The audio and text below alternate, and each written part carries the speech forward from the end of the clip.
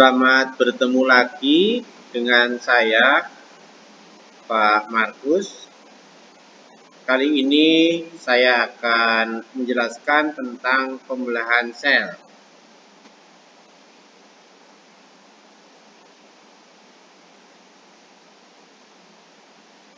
Materi ini merupakan rangkaian dari pembicaraan tentang substansi genetika. Pembelahan sel adalah aktivitas di dalam tubuh yang melibatkan sel untuk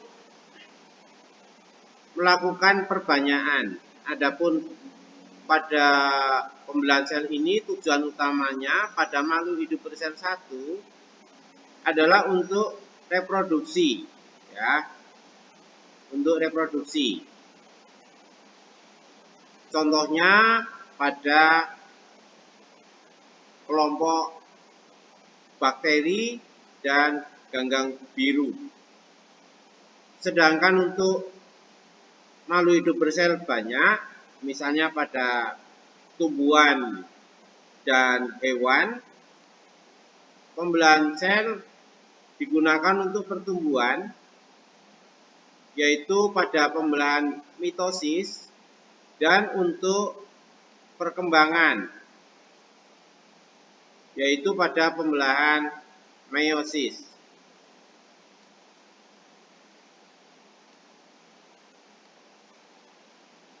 Pembelahan sel ada 3 tipe. Tipe yang pertama adalah pembelahan yang tidak melalui tahap-tahap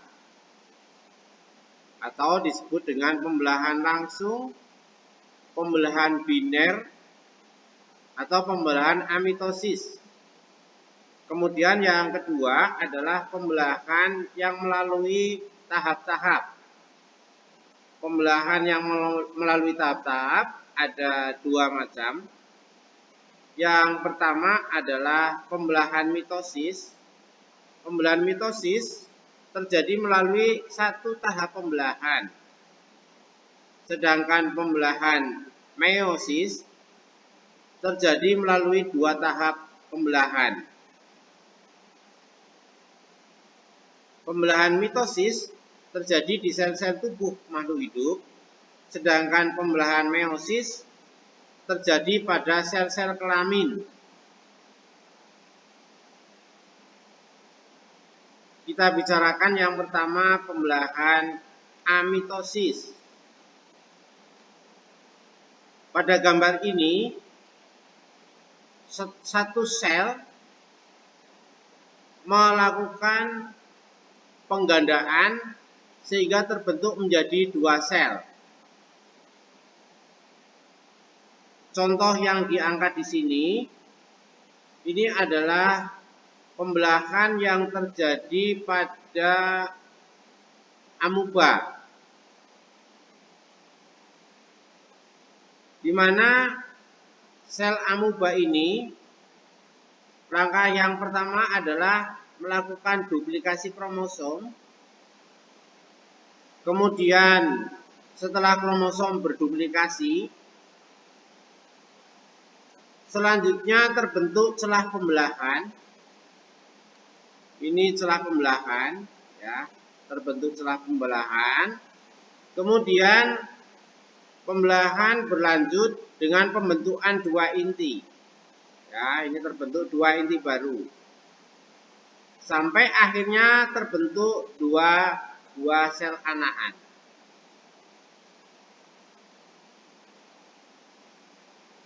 Contoh berikutnya ini pada paramecium. Amuba dan paramecium ini merupakan kelompok hewan protista, ya, kelompok hewan bersel 1, protista, ya, protista, yaitu dari protista yang mirip hewan. Contoh berikutnya adalah pada euglena, ya. Ini namanya pembelahan memanjang, di mana celah pembelahannya itu berada pada sisi yang memanjang. Langkahnya seperti pada amuba yang contoh pertama. Pada contoh kedua, celah pembelahan terdapat di bagian memanjang tubuh, sehingga disebut dengan pembelahan memanjang atau pembelahan membujur. Kedua contoh, baik yang atas atau yang bawah, menghasilkan dua sel anak. Jadi pembelahan amitosis ini akan menghasilkan dua sel anak. Dua sel anak sifatnya sama. Kalau indukannya ini bersifat 2N atau diploid, anakannya juga akan bersifat 2N, masing-masing 2N. Pembelahan ini juga terjadi pada kelompok prokariotik, contohnya pada bakteri dan ganggang biru hijau. Ini foto mikroskop dari pembelahan langsung.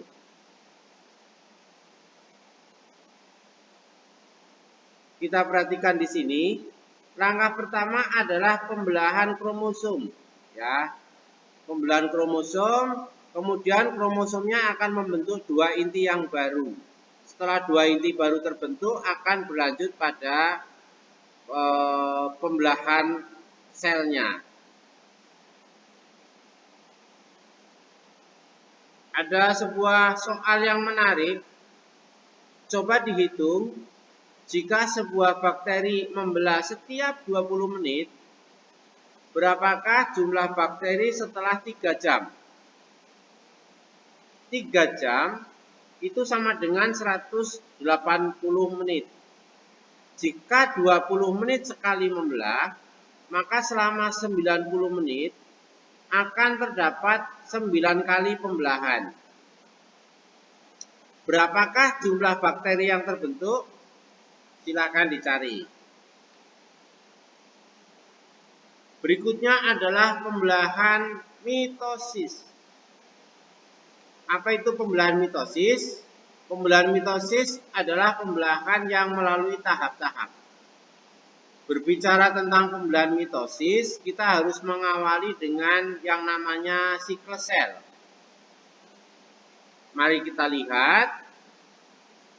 Ketika satu sel kita amati, dari mulai lahir, artinya dari mulai hasil pembelahan, sampai kemudian membelah lagi, kita dapat membuat suatu siklus.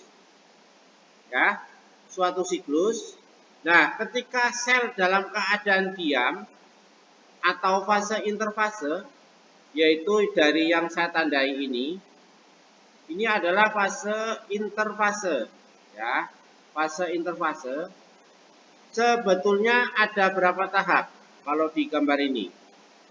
Ya, ada 3 tahap, yaitu tahap G1, tahap Grow and Normal Metabolic Rules. Pada tahap ini, sel mengalami pertumbuhan dengan hukum-hukum metabolisme normal. Ya. Kemudian tahap yang kedua adalah tahap S, yaitu sintesis. Pada tahap S ini terdapat replikasi DNA. Ya, masih ingat kemarin ya, replikasi DNA, yaitu penggandaan DNA. Ya. Kemudian tahap G2. Di sini sel bertumbuh khusus untuk mempersiapkan diri melangkah dalam proses pembelahan sel. Nah, tahap berikutnya ketika sel sudah selesai dalam fase istirahat tadi, dia akan masuk dalam fase M atau fase mitotik. Ya, fase mitotik atau fase M. Nih. Kalau dilihat dari waktu, kira-kira sel dalam keadaan istirahat adalah 3/4 fase hidupnya. Seandainya umur sel ini adalah 3 bulan, maka 3/4 dari 3 bulan itu, misalnya sel darah merah. Sel darah merah waktu hidupnya 3 bulan. Maka 3/4 dari 3 bulan itu, 2 bulan lebih, sel berada dalam kondisi istirahat. Ya.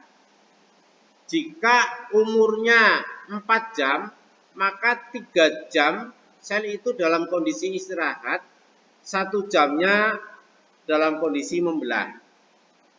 Karena umur sel setiap sel tubuh itu berbeda-beda.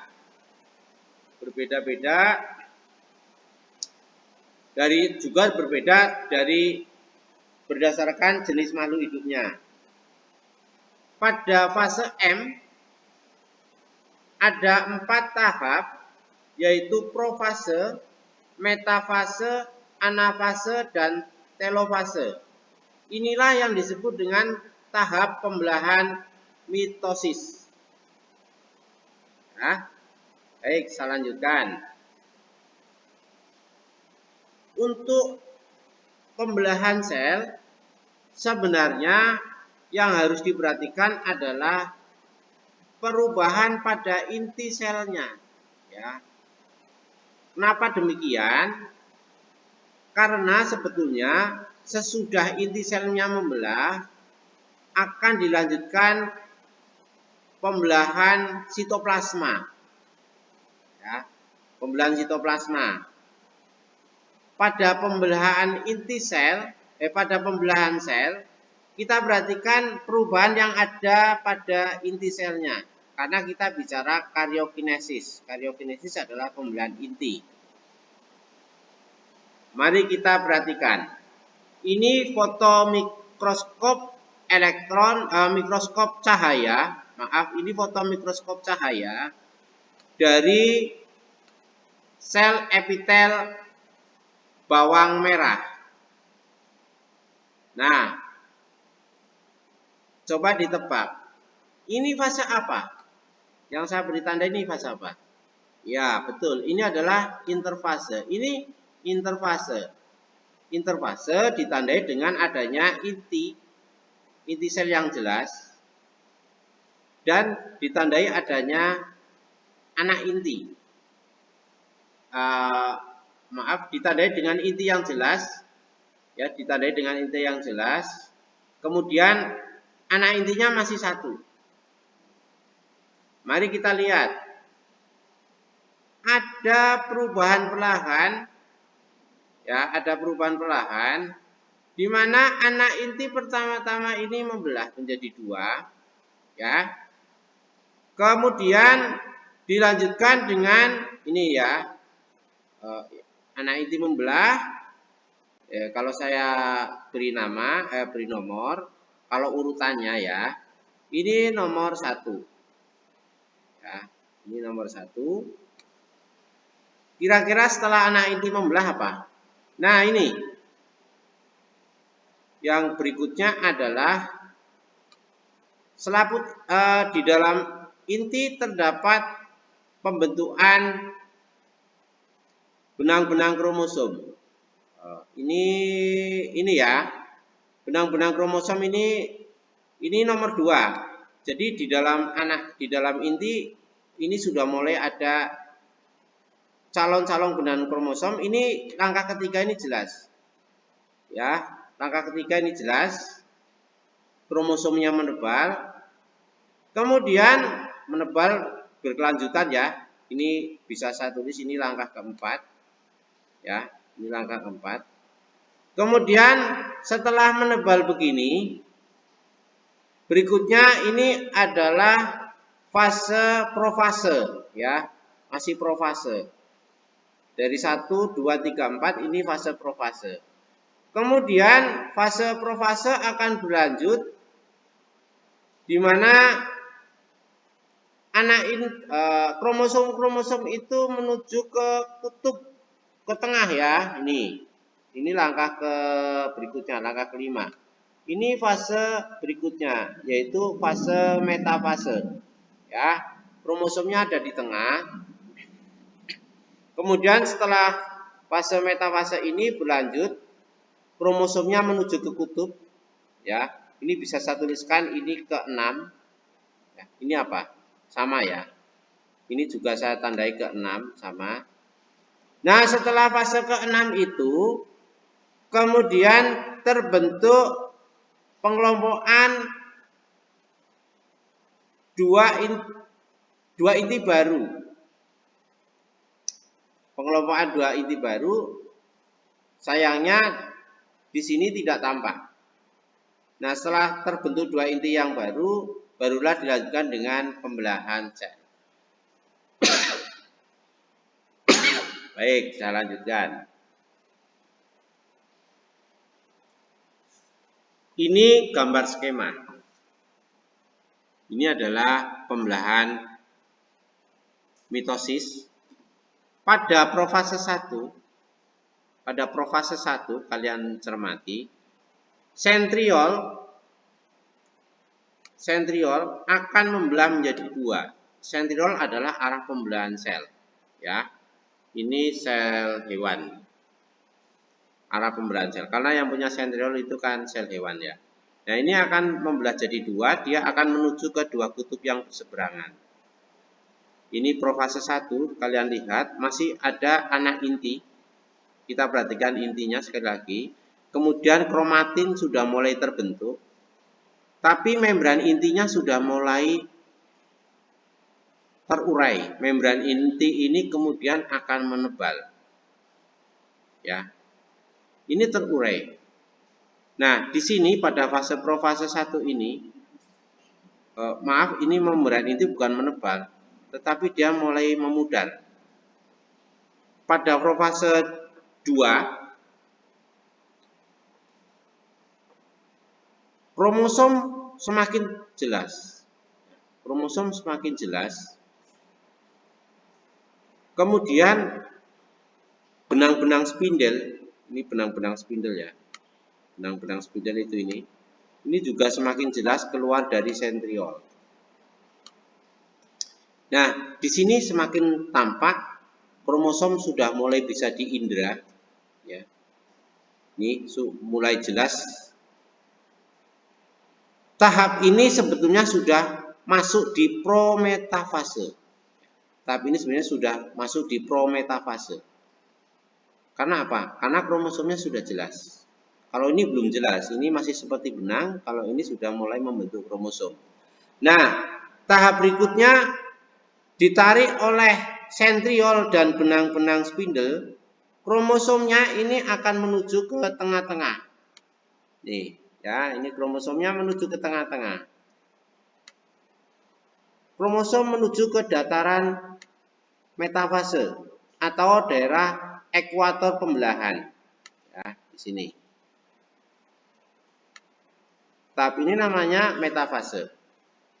Kemudian setelah metafase kalian perhatikan kromosom terbelah jadi 2. Separuh akan menuju ke kutub A, separuh ke kutub B. Kalau saya beri nama ini kutub A, maka ini kutub B. Ini A ya, A1 saja ya. Ini menuju ke A aksen 2. Saya beri kode A aksen karena sama ya. Nah, ini adalah tahap anafase. Anafase dicirikan kromosom bergerak ke arah kutub-kutub yang berseberangan. Ya. Tolong diperhatikan, kita hanya melihat pada perubahan inti ya. Nah, kemudian langkah selanjutnya terbentuk celah pembelahan. Ini yang disebut dengan celah pembelahan.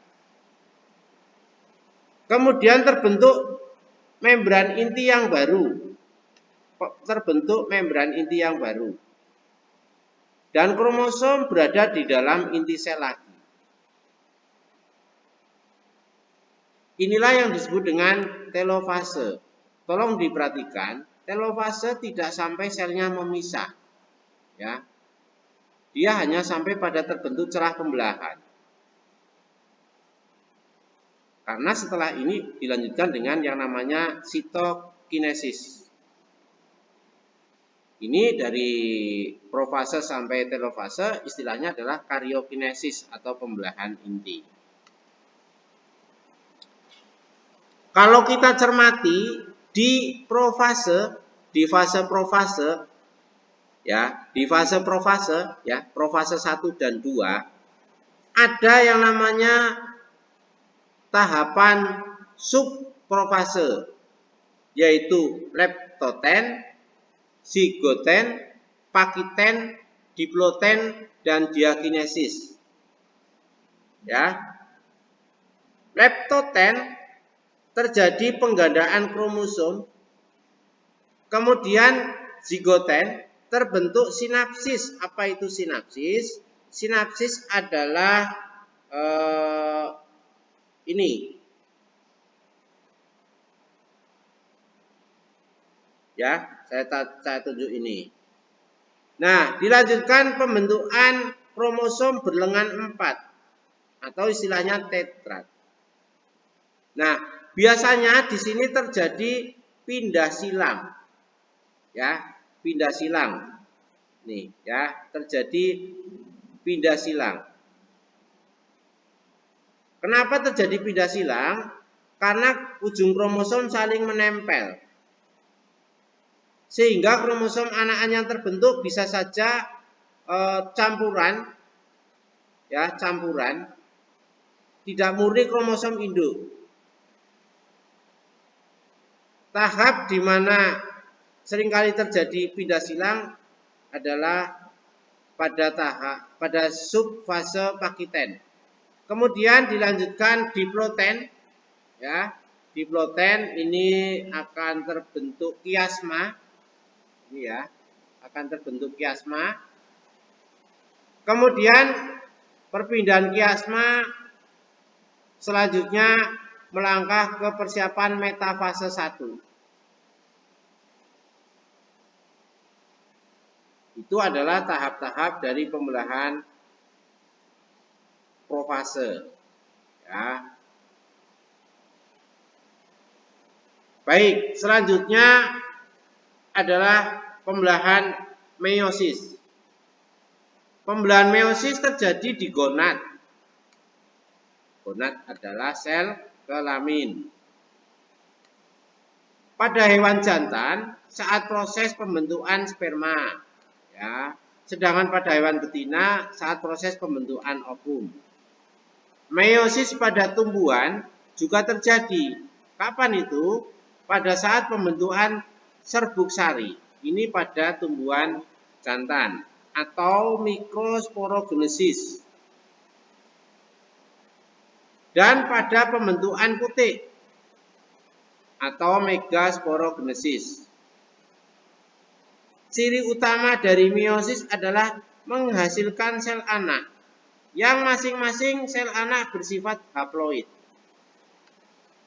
Dari 2N atau diploid pada pembelahan meiosis ini akan membentuk N atau haploid.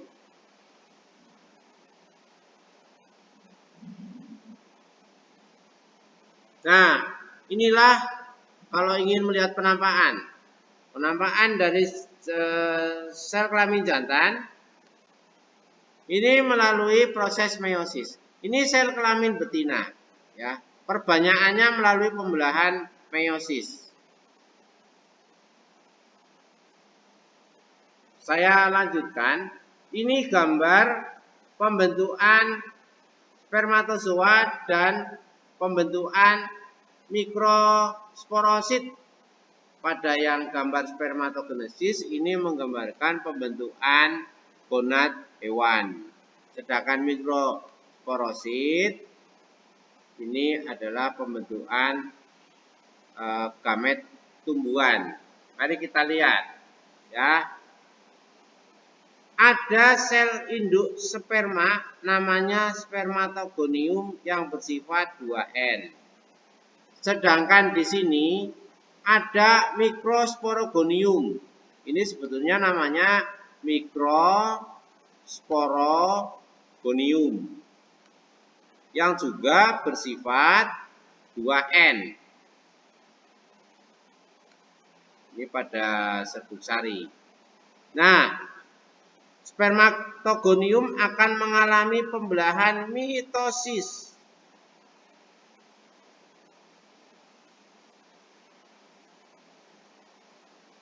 Mikrosporogonium akan mengalami pembelahan mitosis, letaknya di sini. Ya, sama-sama mitosis. Pada spermatogenesis akan membentuk spermatosit primer. Pada pembentukan sel kelamin jantan pada tumbuhan akan membentuk mikrosporosit primer. Nah, spermatosit primer akan mengalami pembelahan meiosis 1 membentuk spermatosit sekunder. Di sini 2N mengganda membelah menjadi N. Kemudian spermatosit sekunder ini akan mengalami pembelahan meiosis 2 membentuk spermatid yang masing-masing bersifat N. Nah, setelah terbentuk spermatid akan mengalami morfogenesis atau diferensiasi di mana akan tumbuh ekor. Ya. Karena berasal dari sel N, spermatid N, maka spermanya pun bersifat N. Berapa jumlahnya? Ada 4. Mari kita lihat yang pembentukan serbuk sari. Meiosis 1 menghasilkan 2 sel. Ya, ini ya. Masing-masing N. Kemudian masing-masing akan membelah menjadi 4 ya, 4 sel anak. 4 sel anak. Kemudian keempatnya sampai pada tahap meiosis 2 atau terbentuk mikrospora ini masih menyatu pada tumbuhan. Ini masih menyatu ya. Ini ada 4, sebetulnya ada 4 sel. Beda pada hewan, kalau beda, pada hewan langsung pisah. Di sini masih menyatu. Masih menyatu. Nah, selanjutnya akan ada tahap karyokinesis, yaitu pembelahan inti sel. Sehingga akan terbentuk inti generatif, nukleus generatif, kemudian ada inti saluran serbuk sari. Ya. Di sini akan ada inti generatif, inti nukleus sperma, inti sperma, dan ada inti saluran serbuk sari. Berbeda dengan tumbuhan pada hewan, dia akan tumbuh ekor, tapi di sini akan mengalami yang namanya pembelahan inti, karyokinesis. Ya, pembelahan inti. Sehingga pada tumbuhan ada 2 inti. Pada hewan hanya ada 1 inti, pada tumbuhan ada 2 inti, yaitu inti sperma atau inti generatif 1 dan inti kandung lembaga sekunder atau nukleus saluran serbuk sari.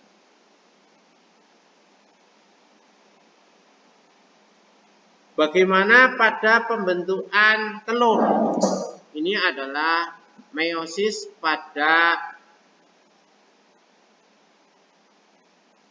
pembentukan ovum. Ada sel induk ovum yang namanya oogonium.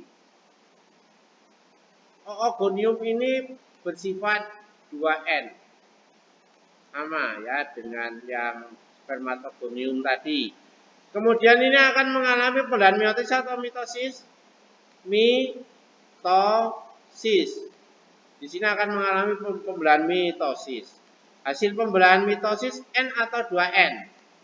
2N. Maka sifat oosit primer ini adalah 2N.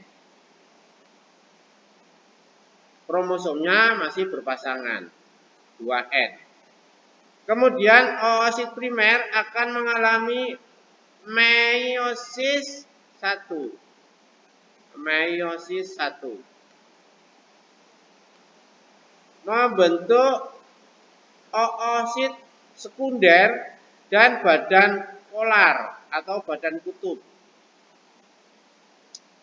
Oosit sekunder selanjutnya akan membelah, ini N ya, akan membelah, membentuk ootit atau ootit ya, dan badan polar.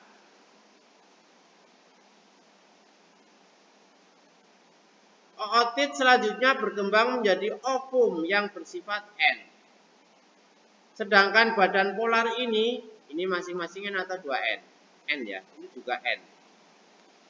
Ini juga N, ini N. Nah, ini ternyata akan mengalami degenerasi atau mengalami kematian. Sehingga pada pembentukan ovum hanya akan dihasilkan satu ovum. Hanya akan ada satu ovum fungsional. Pada pembentukan ovum waktunya setiap berapa? 28 hari sekali.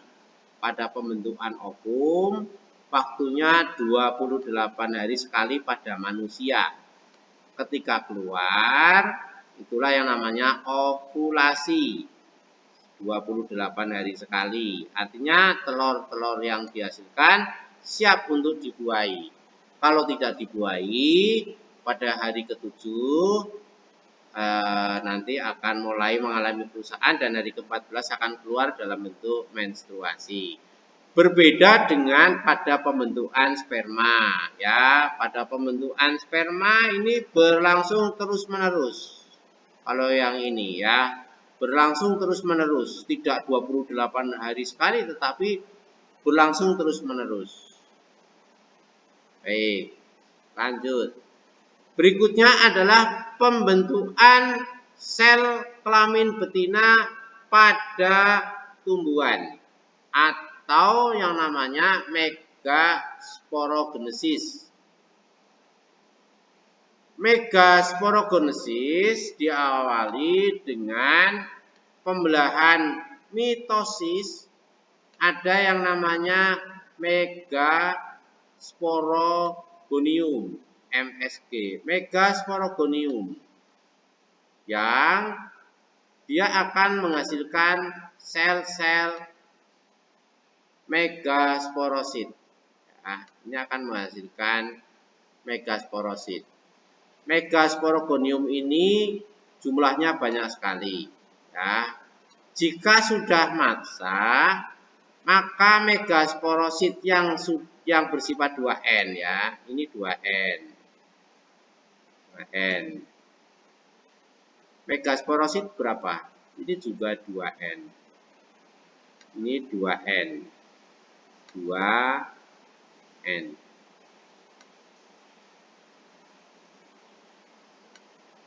Megasporosit itu bersifat 2N. 2N nanti membelah mitosis menghasilkan 2N. Nah, megasporosit ini akan mengalami meiosis 1, membentuk megasporosit sekunder. Yang atas ini namanya megasporosit primer, yang kedua ini namanya megasporosit sekunder. Jadi ini ada ini primer, yang kedua sekunder. Kalian perhatikan, ternyata pada pembentukan ovum ini megasporosit sekunder tidak memisah, dia tetap menjadi satu.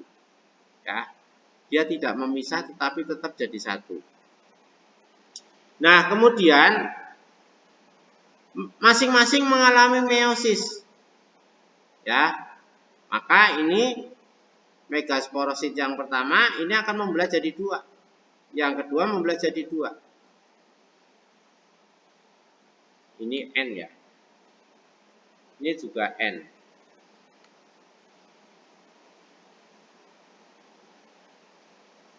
Dari 4 inti yang dihasilkan, ternyata ini juga seperti ovum. Ini adalah badan polar. Ini akan mati yang 3. Yang 3 akan terdegradasi. Ya, yang 3 akan terdegradasi. Sehingga hanya tinggal 1 ovum. Jadi yang 3 itu mati. Tinggal 1 ini. 1 ovum. Tinggal 1 ovum.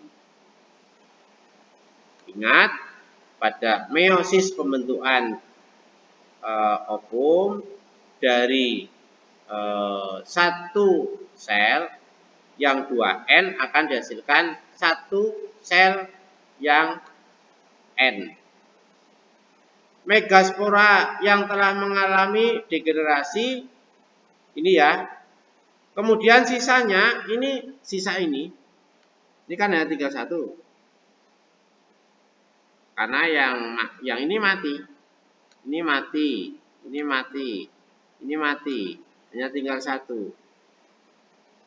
Inti yang 1 ini kemudian mengalami karyokinesis.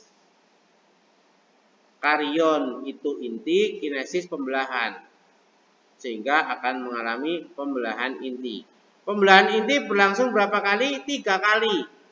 Pembelahan pertama 1 menjadi 2. Ya. 1 menjadi 2. Pembelahan kedua 2 menjadi 4. Pembelahan ketiga, pembelahan inti ketiga 4 menjadi 8. Ya.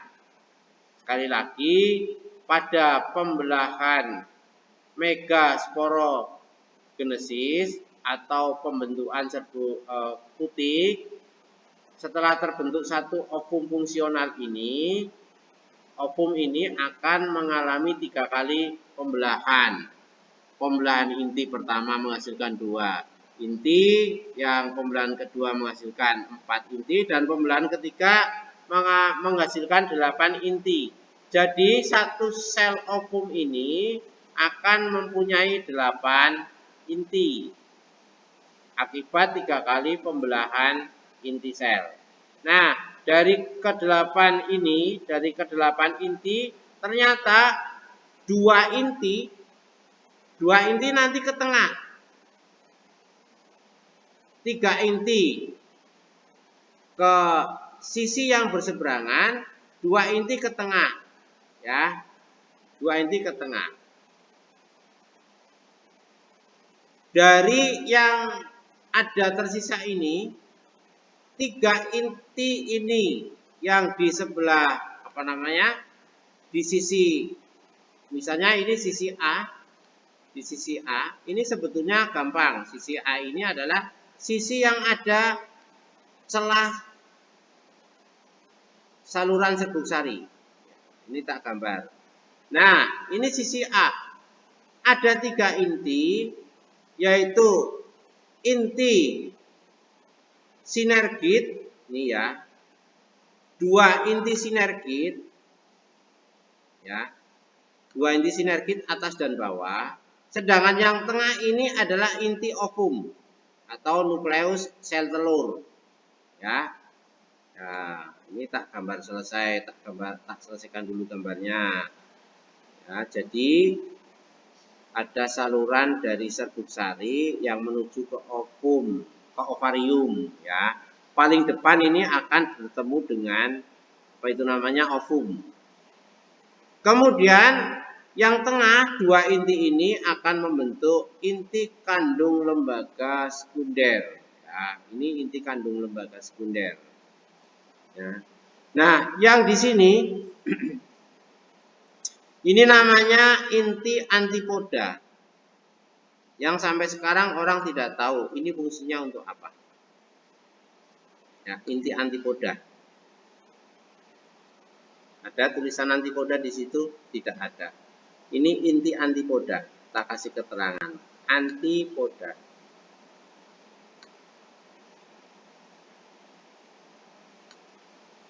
Antipoda. Sekali lagi, pada pembentukan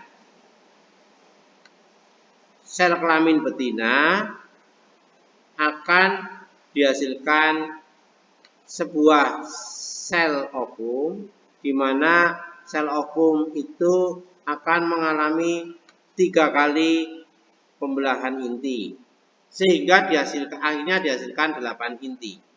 8 inti itu satu ke sisi A1, A aksen 1, yang kedua menuju ke A aksen 2. Ya, menuju ke A aksen 2. Yang berdekatan dengan saluran serbuk sari ini adalah ovum.